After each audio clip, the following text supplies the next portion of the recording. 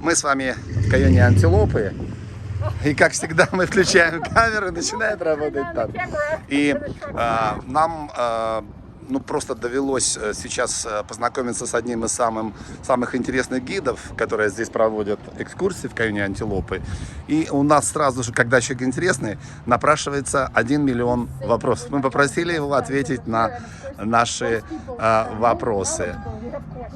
Ну и, конечно же, вопрос. Лен, значит, правило игры такое. Когда ты захочешь что-то сказать, подними правую руку, хорошо? Окей. В принципе, спрашиваю я, хорошо? Окей. Первый вопрос. Навахо. Что это такое? Сколько их? Где они располагаются? И что они вообще из себя представляют? Но сначала. Меня зовут Алексей, это Лена. Как вас зовут и кто вы такой? Who are you? Well, in Navajo, when somebody asks you that, you gotta respond in Navajo. Say, every Navajo person, they have 4 clans. Okay, they get one from their mom's mom, from their dad's mom, their mom's dad, and then their dad's dad. Okay. So when you introduce yourself, you say Yat-esh, white, black, Inish, yeah. And you start off with your clans. Okay, so my clans go by Nasteja Tachi Inishlan. Почти, до Атахестини Дашичей, до Тодачини Дашинella. So it's basically introducing myself, saying hello, my name is Wyatt Black, and basically, I name my clans, and those clans, they basically depict, if you go to other Navajo people, they have clans too. So if they have similar clans, there is a possibility that you guys are actually related. So, yeah. В племени Навахо принято представляться, не просто говорить, что меня зовут так-то, но еще и кланам, к которым они принадлежат. Он принадлежит 4 кланам. Клан папы, клан мамы, клан бабушек и клан дедушек. Поэтому, глубоко, очень глубоко. Поэтому он себя представлял, что его зовут Wyatt Black, и он принадлежит такому-то, такому-то и такому-то клану.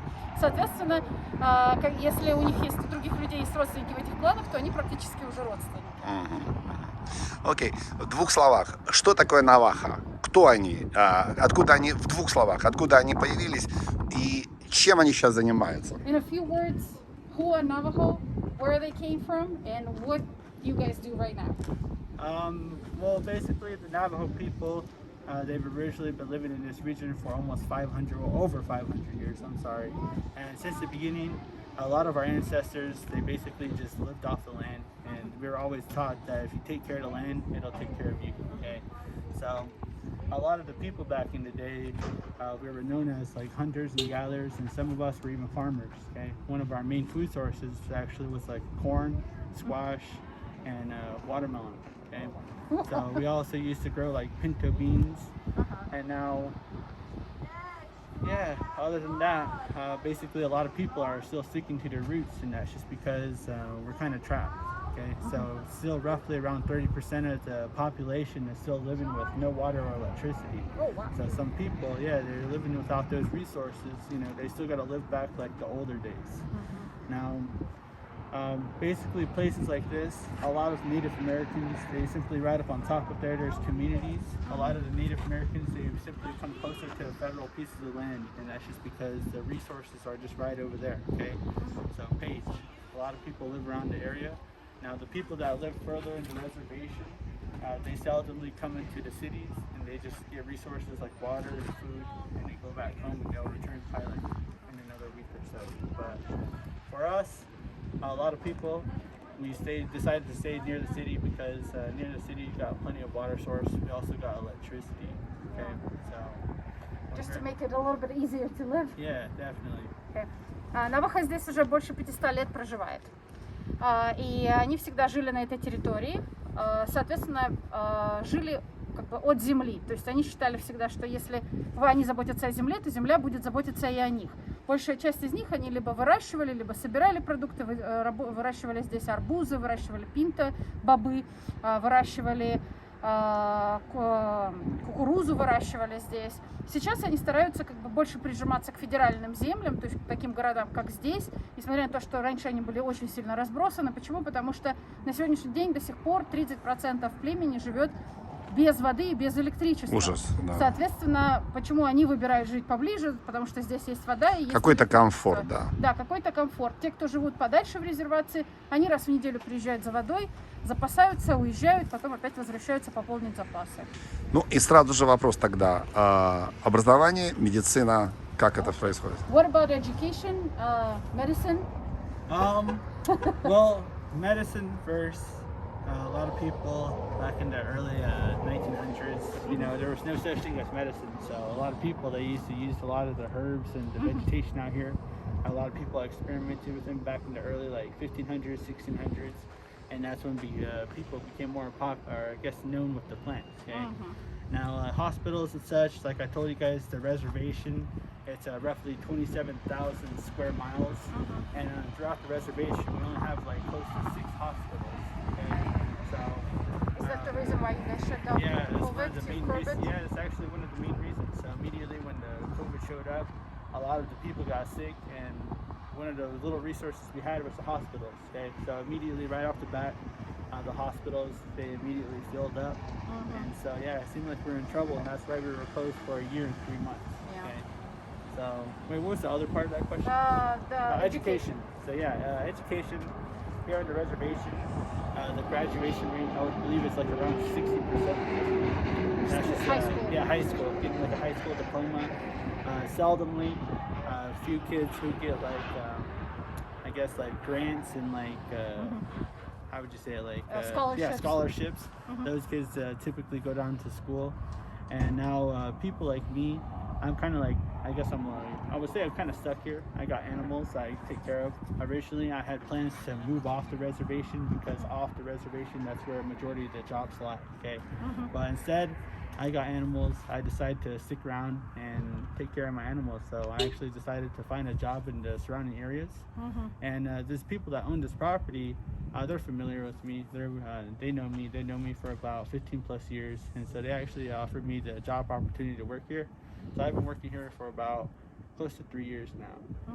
Now, a lot of people, like around my parents' age, around I would say probably 40 to 60 years old.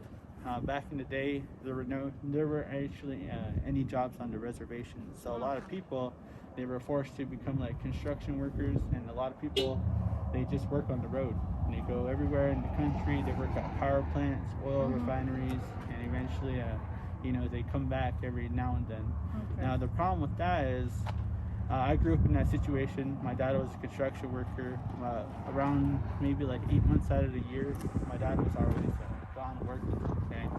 Now these days, though, as these tour companies became available in the city of Page, it wasn't actually founded not too long ago. It was actually founded back in 1964. So as it was being created, it brought plenty of jobs to this area of the reservation. Right up on top up here, where all these power lines are, there actually used to be a power plant. A huge one. It was a giga plant. Yeah, It's belonged to Navajo too. No, it didn't belong to the Navajo. It actually belonged to like a corporation that were just leasing a piece of the property off the reservation. So they went ahead and they constructed that power plant, and that created hundreds of jobs for the people around this area. But eventually it shut down. It shut down last year, and the problem with that is a lot of people lost their jobs. So more people had to move out of this area. Okay, but unfortunately for people like me, we are fortunate to have, you know, places like this that create jobs, so that way we can stay closer to home. Okay, let me translate.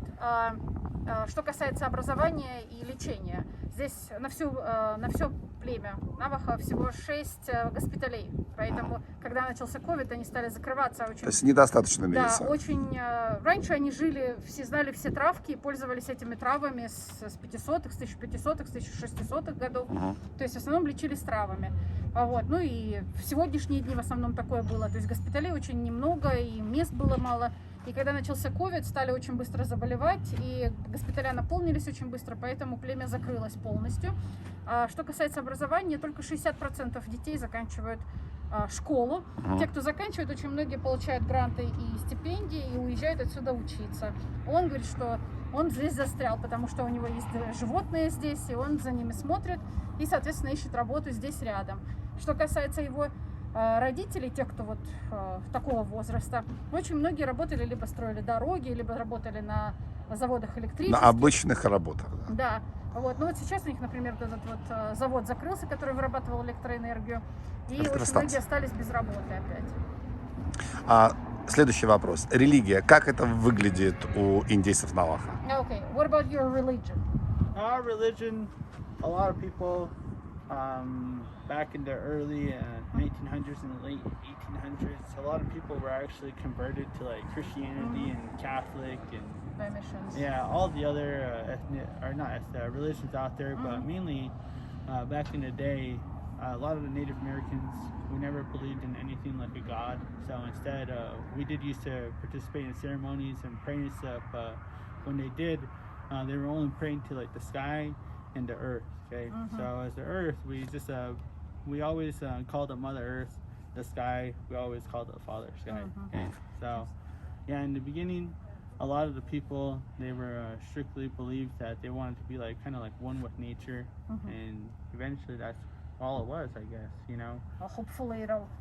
Oh. Hopefully that's what it'll be. Yeah, so the problem with that is back around the late 1800s, as European settlers were migrating across, a lot of people, they were being tricked. A lot of the times, the European settlers, they would carry around the Bible with them. They would bring along their priests and the nuns, and they were told that they were here to save the Native Americans. Okay? Now, that wasn't the reality. A lot of people think that was just an excuse, although the main things they were here for was the land and the resources like the water, you know, your different surrounding areas, the environments. They took some of the most, beautiful places in the world, but fortunately, like I said, we still have places like this that weren't discovered back then. So, yeah. Now, other than that, you don't really find that very many people that are really traditional. We typically, you know, a lot of the times you run into Native Americans, they are like Christians. And the Christian ways, they sort of like people, they kind of tied into traditional ways and there's Christian ways together. Okay, So, just yeah. basically like us, we're Russian, so we have our own holidays, but yet our kids celebrate everything that is local. Окей. Что касается религии, в свое время, ну, они как бы, у них не было богов, они молились земле и молились небу, земля была мать, небо был отец, и, соответственно, жили таким образом. Когда пришли уже европейцы превратили их в христиан, католиков и всего остального. То есть приезжали с Библиями, говорили, что они спасут индейцев. Оказалось, что совсем не так.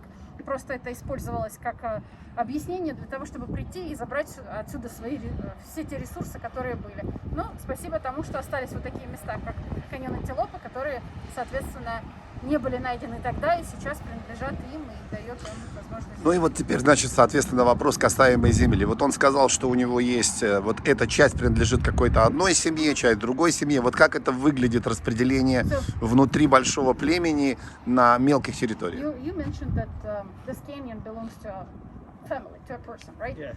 How did that person come across of acquiring it? Like I told you guys on the tour, back around 1864, the military showed up, and when they arrived, they were here to round up the Native American people, and they would be relocated. Okay, they were relocated all the way into the state of New Mexico, and there they were actually imprisoned for about 2 years. Okay, and then after those 2 years passed up, eventually the Navajo people were released, put back on this land, and eventually. Very few of the Navajo people, after their imprisonment, they decided to migrate all the way back up here. And around 1953, the BIA, which stands for the Bureau of Indian Affairs, they came through and they were looking at all the vegetation in this area. Okay? They realized that there wasn't much wildlife here. So what they decided to do was they would divide that land up evenly and give chunks of the land to people who were originally living in the area first. Okay? So along with that land, some people, they received animals like sheep, cattle, and horses. And that's just because there was no wildlife out here. So they simply would bring animals and they would put them out here. That way the plants can get eaten up. Now, since there were no animals here, they were predicting that if the plants were not going to be eaten, eventually there would be no new vegetation. So all the plants would die. And soon after that, they predict that the soil would get no good. So they're just trying to balance things out.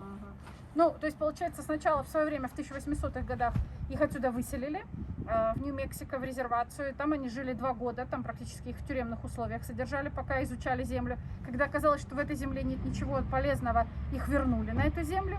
И бюро индейской земли как бы решило, что здесь слишком много растет растений и нужно животных заводить. Поэтому что они сделали? Они просто разделили на участки, дали каждому там в свое время по участочку. Каждой семье какой-то. Каждой семье, да. И дали животных, чтобы они выращивали этих животных, и эти животные поедали вот эту вот всю растительность, чтобы земля полностью возобновлялась. И просто кому-то достались лучшие куски, кому-то хуже. И каньон антилопа достался кому-то. So Да. basically that's why, and this owner owns the Antelope Canyon. Yeah, so Just got lucky, right? yeah, it's just all lucky. Просто, да, просто повезло. Ну вот смотри, вот еще такой вопрос. Вот если у нас в Майами индейцы достаточно состоятельные люди, казино и прочее, прочее, Навахо имеет вот возможность вот развиваться вот таким вот образом? Our Florida Indians, the Seminoles and Miccosukis, are considered to be one of the wealthiest in the country because of the casinos and all of that.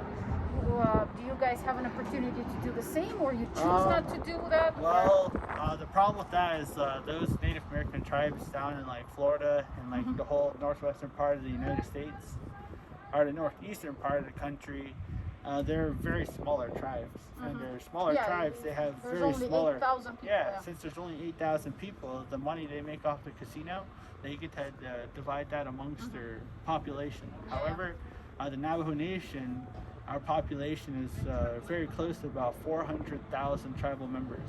So we also only have 3 casinos. Okay. Now that casino, if they were to divide that money up, every person would probably get like $10 or something. So Окей. Да, говорит, те племена, которые живут у нас и на северо-востоке, они очень малочисленные племена. И все, что их зарабатывают, все, что приносит там казино, они делят между собой, получают хорошие суммы. У них получается, их живет почти 400 тысяч человек, и на их территории 3 казино. Поэтому, если поделить те деньги, которые эти казино приносят, говорит, долларов по 10 нам на каждого достанется. Понятно. Also, that kind of ties in with like education. And so a lot of the smaller Native American tribes, they offer money and scholarships to their population to go to college and stuff.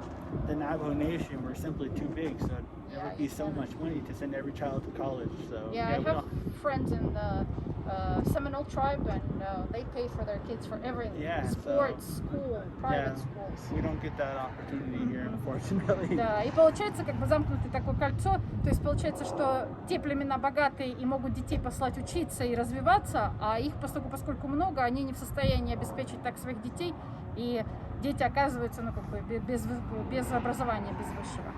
И вот последний вопрос еще. Ага. Last question from him, and then I have. Окей, question. Вот как он видит и как вообще Навахо в принципе видит будущее? Они сольются со всем народом или так все время и будут отдельно? Как вот его видение? How do you see Navajo in the future? Do you think you guys will become one big tribe, or tribes within a bigger tribe, or would you remain completely, basically separated? Well, in the future, I do see that a lot of the younger generation people probably won't be speaking the language that much as we would. That's just because a lot of the younger generation people are like my parents. So my parents, they can speak English. So when it comes to household, you speak English. That's the main language you're speaking. But for me, when I was growing up, I spent a lot of time with my dad's parents. And my dad's parents, they spoke very little to no English. Okay? So we just had to grow up, and a lot of the times our grandparents, my grandmother, she would talk to us in Navajo. And so since they repeat the same thing over and over, you kind of get the clue and you slowly catch on. Now, when I was younger too, my mom, she used to teach us Navajo. She would teach us how to count to 10. Then eventually she taught us to count to 100. And my father, he wasn't really like that. He was actually quite the opposite. When we were younger, we always used to ask him, how do you say this? How do you say that? But every answer of his would just be like, oh, no.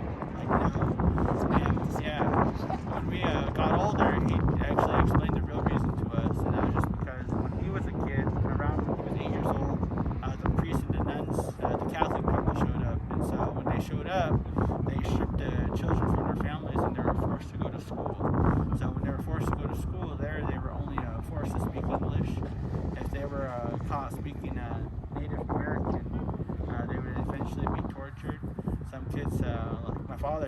stories about him and his friends getting caught, and they would have to eat chili. They would have to put a bar soap in their mouth. To wash their they would just lock you in a room. And there were certain times my dad said if you were older, there were some incidents where older kids would get caught and they would get like needle piercings through their tongue. So yeah, and eventually when they were young and they were seeing that kind of stuff, they were frightened. So I think my dad told me that really in reality their goal was to just try and strip all the Native American, I guess, everything. basically their cultural identity. They took it away from them, and that's when during that time period, that's when a lot of people were introduced to like the Bible and stuff. So that's when the people were also still getting converted. Скорее всего, будут сливаться с остальным миром, потому что уже его поколение, его отец и мама, они уже говорят в основном по-английски. И в семье они говорят в основном по-английски. Он умеет говорить на своем языке только потому, что его бабушка научила. Папа его вообще отказывался учить говорить на родном языке, потому что когда папа рос и пришли сюда миссионеры, они заставляли детей, забирали и заставляли их учить английский язык и наказывали за то, что разговаривали на своих языках. Там и языки прокалывали, и мылом рот мыли, и заставляли чили, перец есть, потому что чтобы не говорили на местных языках. Поэтому их папа был против того, чтобы они учили местное. Ну и вот сюда, потому что в основном все, получается, они выходят в большое общество, все меньше и меньше, у них, получается, остается своего. Твой вопрос только сначала на русском, а потом на английском. I'm gonna ask one more question. Я заметила у него браслеты, я знаю, что на браслете все что-то значит. Okay. Я хочу спросить. I noticed your bracelet. Oh yeah. And I know there's usually meanings of stuff. Yeah. And I know that when you go up to Kayenta, there's a few hotels that actually incorporate this into their employees' clothing. Yeah. So is this the actual local? Yeah, so these right here, this is what you call a turquoise. I believe it's, I think it's called like Sleeping Beauty turquoise. There's a variety of turquoise. I think there's like, It's really pretty. I think there's like 28 different kinds of stone. And they're just basically found in like Nevada, California, Arizona, Utah, and you got New Mexico. Okay. Now, as we were younger, all the time we would see our grandparents. They would wear these big old necklaces with big old pieces of turquoise. My grandparents, they wore bracelets. They wore some rings. And we were told that in Navajo, we call our god, we call him Diyin. Okay, in Diyin, and we were just always told like, oh, you gotta let the creator know that you're here. So in order to show them that we're still here, we wear this. Okay. Now a lot of people, we also believe that the stones, they can protect you. They keep you away from evil spirits and stuff. So yeah, that's part of the reason why we wear them. And a lot of people, they just use it for like, I guess, how would you say it, like they want to look good, so Jewelry, just as in jewelry, but for you it's more of a tradition. We stayed at I think in Hampton Inn in Kayenta. All the employees are wearing dressed, turquoise, wearing like belts, and I can Sash assume belts. that those things probably cost a lot nowadays. They're expensive. Oh really? Do you guys do them, craft them? Or? No. There are a few people. A lot of our family.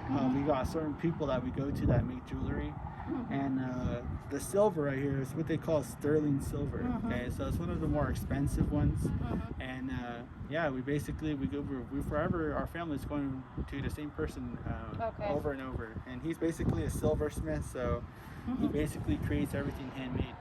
And so Cool. В свое время у них было принято носить такие вещи. Он говорит, я когда приезжал к бабушкам с дедушком, у них были такие большие нагрудные украшения все время. Все руки были в браслетах, потому что было принято, как создатель наш, чтобы быть ближе к нему, мы носили такие вещи, камни, и показать, что мы от него далеко не ушли. И сами каждая семья не делает, но у них есть люди, которые этим занимаются, и одна семья ходит к одной и той же семье для изготовления своих украшений. Ну, на самом деле, как мы ведем разговор, у меня все больше и больше возникает вопросов, но я понимаю, да, что нам нужно, во-первых, мы задерживаем, во-вторых, им нужно иметь совесть, как говорится. I have more and more questions, but you know we have to be really nice and we have to let you go, and we can talk forever. Но вообще, вот у меня вообще идея такая, я бы хотел, если это возможно, может быть, как-то, когда-нибудь там еще что-то такое, оказаться приглашенным в семью индейцев и посмотреть, что они кушают, как они живут и прочее, прочее. He says that what I've been dreaming about is just actually maybe be invited to a family to actually see how life goes on. I mean, we have powwows in Florida, and it's really interesting to come in and see about the drums, you know, and they educate a lot. And for me that loves education, you know, I love all kinds of stories. Yeah, so recently on YouTube, I have seen people that have been doing that, especially during the pandemic. Oh, okay. There's been people that come out to the reservation and they stay with Native American families. But that's more commonly like deeper in the reservation. Although I wonder how they find those families. Может, какой-nибудь фестиваль, там еще Do you что-то. guys do any festivals or like powwows? well- Does anything happen around here? well, it's not since the pandemic. Usually, Иногда occasionally, бывает. they only have like one powwow here in Page. But other than that, they have them throughout the reservation. Now, other than Здесь в that, Пейдже бывает powwow. our people here, they mainly participate in like ceremonies. A lot of our ceremonies, they're kind of like, I guess, like festives. A lot of people come and they gather. У них бывает церемония, они устраивают. Yeah, other than that, we don't really, we also, some of our ceremonies, during the summertime, we have something called squaw dance. And that's basically two separate families, and they're basically blessing each other. They're Like a family reunion. yeah. Spiritual. Now, in the winter time, we have something called a yebiche. And a yebiche is basically where like a group of dancers, they come out and they basically dance. And in that dance, it takes 10 nights. So every single one of those nights, the people are dancing and people just go there and they basically, they just, you know, they watch. And because there's dancers, they're basically just saying a whole prayer for everybody that's there. And Зимой они здесь собираются, у них танцы проходят, 10 дней танцуют, то есть это как такая всеобщая молитва за всех. И можно поприсутствовать. Можно поприсутствовать. О, это отличная идея. Нам отличный повод будет зимой вернуться That сюда. would be a good reason to maybe explore that opportunity and come here. What about the weather in the winter time? How cold is it? average, it'll probably be around maybe 45 to 60 degrees on a sunny day. So it's kind of cold. 12-20 градусов. Всё. Отлично, лето. 18 даже. Probably not that cold as where you guys It's a good, call home. good, Yeah, what we call home is, yeah. отличная температура, чтобы проводить зиму. Yeah, that's a very nice temperature to spend winter, because right now it's definitely hot. Yeah. Okay. Ну все, спасибо огромное, было очень интересно. Я думаю, что мы еще увидимся. Well, I hope to see you. Now I know who to ask for. No, by far that was the best tour. You know, very knowledgeable. Because usually it's okay. You know, let's do pictures here, let's do pictures there, and pictures are pictures. But I have a friend. She calls my brain trash can. She says your trash can collects everything that comes your way. So, okay. Thank you very much. Thank you very much. See you. Definitely. It was a pleasure meeting It was you guys. really nice meeting you. So next time we're here, I'm gonna ask for you and see how you're doing. Maybe something's new happening over here. Yeah, so I'll look forward to that. Seeing you in the future. Yeah. Hopefully you bring new people, more Well, people. yeah, I do book tours. Sometimes I don't come with with my clients, but sometimes I do come with clients. So All right. I do those long trips. So I basically take them everywhere. Mhm. All right. Yeah, I do like